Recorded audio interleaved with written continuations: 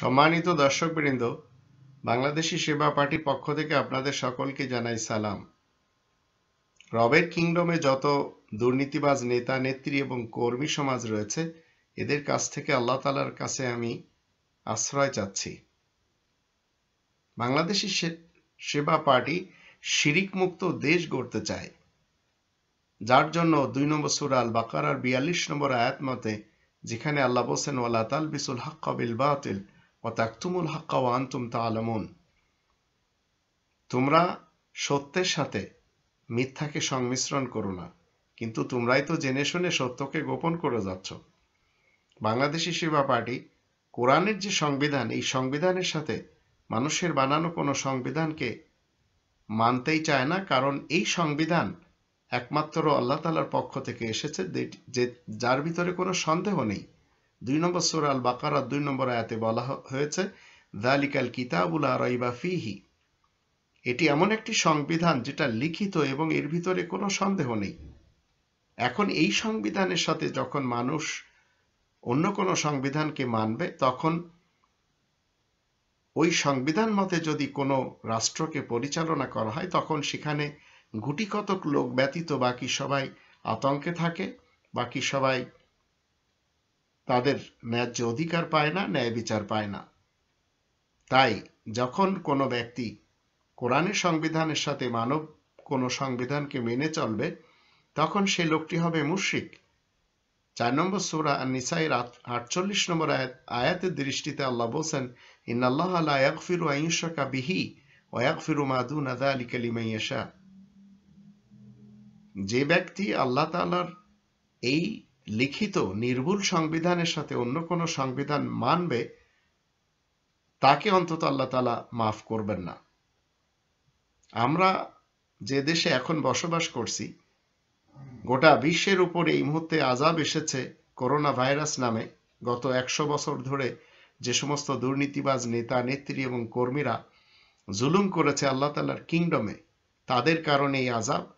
এখন আপনি এবং আমি যদি মুসলিম হই, তাহলে আপনাকে পরিত্যাগ করতে হবে। আজ আল্লাহ আমাদেরকে যেভাবে দূরে রেখেছেন, যে জিনিসটি আমাদের প্রত্যেকটি স্কুলে প্রতিদিন সকালে গাওয়া হয়, যাকে বলি জাতীয় সঙ্গীত, যেটি শিরকি।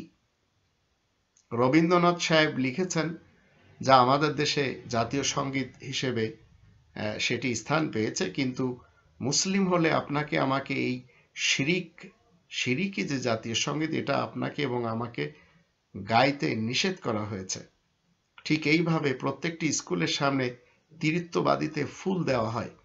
তিরিত্ববাদীকে আমরা আমাদের ভাষায় বলে যাচ্ছি শহীদ মিনার, মূলত তিরিত্ববাদী। কোরআন আমাদেরকে নিষেধ করে, এর ধারে কাছেও যাওয়া যাবে না, কারণ এটি অন্তত শান্তি প্রিয়দের স্থান না। ঠিক এইভাবে মঙ্গল শোভাযাত্রা, এটি আপনি আমি যদি মুসলিম হই, বর্জন করতে হবে। আবার আমাদের সন্তানেরা টেক্সট বুকে যে সমস্ত অশ্লীলতা শিখছে, এগুলি থেকে দূরে থাকতে হবে। আবার অনেক ক্ষেত্রে আমাদের দেশে দেখা যাচ্ছে শিক্ষকদের চরণে সালাম দিয়ে তাদের গলায় মালা পরানো হচ্ছে। ঠিক একই কায়দায় সেই শেখ মুজিবুর রহমান সাহেবের মূর্তি বানানো হচ্ছে দেশের প্রতিটি স্থানে, এবং সেই মূর্তিতে ফুল চড়ানো হচ্ছে। এগুলি আমরা মুসলিমরা করতে পারবো না। আবার অনেকে পীরদের চরণে সিজদা দিয়ে যাচ্ছে, এটিও আমরা মুসলিমরা পারবো না। ঠিক এই করোনা ভাইরাসের যুগে 2020 সালে শবে বরাত নামক যে রাতটি আসছে, সেই রাতটি আমরা পালন করতে পারবো না। ঠিক একই ধারাবাহিকতায় নতুন বর্ষ তথা পহেলা বৈশাখ উদযাপন, এটি আমরা পালন করতে পারবো না যদি মুসলিম হই। আর মৃতদের কাছে যারা প্রার্থনা করে যাচ্ছে, হোক মাজার, দরগা কিংবা বুজুর্গদের কবরের পাশে, যে এই প্রার্থনা আমরা করতে পারবো না। তাদের জন্য মাগফিরাতের কথা আলাদা, কিন্তু তাদের কাছে আমরা কোনো কিছু চাইতে পারবো না। আর কোরআন ছেড়ে জীবিতদের তাকলিদ আমরা করতে পারবো না। কোরআন আপনি ছেড়ে দিয়ে বলছেন অমুক শায়েখের পিছনে গেলে আমি সঠিক পথ পাবো, অমুক শিক্ষিত ব্যক্তির কাছে গেলে আমি সঠিক পথ পাবো, অমুক পীর সাহেব আমাকে সঠিক পথ দেখাবেন। এগুলি সব ভুয়া মতবাদধারীদের কাজ। শিরিক মুক্ত দেশ গড়ার জন্য আজ দেখুন আল্লাহ রাব্বুল আলামিন যে সুযোগটি আমাদেরকে করে দিয়েছেন, সেই সুযোগটিতে আজ কেউ জাতীয় সঙ্গীত গাইছে না, সবাই ঘরে বসে আছে। তৃতীয়বাদীতে কেউ ফুল দিতে যাচ্ছে না, মঙ্গল শোভাযাত্রাও হচ্ছে না, আবার শবে বারাতও পালন হচ্ছে না, নতুন বর্ষ যেটা পয়লা বৈশাখ পালন করা সেটাও হচ্ছে না, সেই বটবৃক্ষের নিচে যে গান গাওয়া হচ্ছে না। তো এগুলি বুঝতে হবে যে এসব মানুষের জন্য কল্যাণ বয়ে আনেনি। যদি কল্যাণ বয়ে আনতো তাহলে এগুলি করা থেকে কেউ রুখতো না। কিন্তু এই মুহূর্তে আল্লাহ সবাইকে ঘরের ভিতরে আবদ্ধ করে অন্তত একটু 4 নম্বর সূরা আন-নিসা এর 82 নম্বর আয়াতের দৃষ্টিতে কোরআন নিয়ে গবেষণা করার সুযোগ করে দিয়েছেন। তাই আসুন আমরা অন্তত শিরিক মুক্ত জীবন এবং শিরিক মুক্ত সমাজ, শিরিক মুক্ত পরিবার গড়ার জন্য, এমনকি শিরিক মুক্ত দেশ গড়ার জন্য আমরা যে নিজেদের ব্যক্তিত্বকে বিলীন করে দিয়েছি আল্লাহ তাআলার আয়াতের সামনে, এই নির্ভুল সংবিধানের সামনে, আপনারা একটু চিন্তা করুন এগুলি আমাদের এই মুহূর্তে বর্জন করে চলা উচিত কিনা। কারণ শিরিক মুক্ত দেশ গড়তে হলে আপনি এই জাতীয় সঙ্গীত অন্তত গাইতে পারবেন না, এই তৃতীয়বাদীতে ফুল দিতে পারবেন না, এই মঙ্গল শোভাযাত্রার সাপোর্টার আপনি হতে পারবেন না।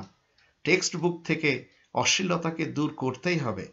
শিক্ষকদের চরণে সালাম দিয়ে তাদের গলায় মালা দেওয়া যাবে না, পীরদের চরণে সিজদা করাই যাবে না, শবে বরাত পালন করাই যাবে না, নতুন বর্ষ তথা পহেলা বৈশাখ উদযাপন করাই যাবে না, মৃত্যু ব্যক্তিদের কাছে প্রার্থনা করা যাবে না, কোরআন ছেড়ে জীবিতদের তাকলিদ করা যাবে না। তাই আসুন আমরা সবাই মিলে রবের দিকে ফেরত যাই, ইনশাল্লাহ এই করোনা ভাইরাস চলে যাবে। আর যদি আপনি আমি এই শিরকি কর্মকাণ্ডের ভিতরে জেদের সাথে ডুবে থাকি তাহলে আমাদের কপাল আমরাই খারাপ করে রাখলাম। তাই আল্লাহ তাআলার কাছে প্রার্থনা হলো আল্লাহ তাআলা আমাদেরকে যেন এই অশ্লীলতা থেকে, এই শিরিকগুলি থেকে দূরে থাকার তৌফিক দান করেন।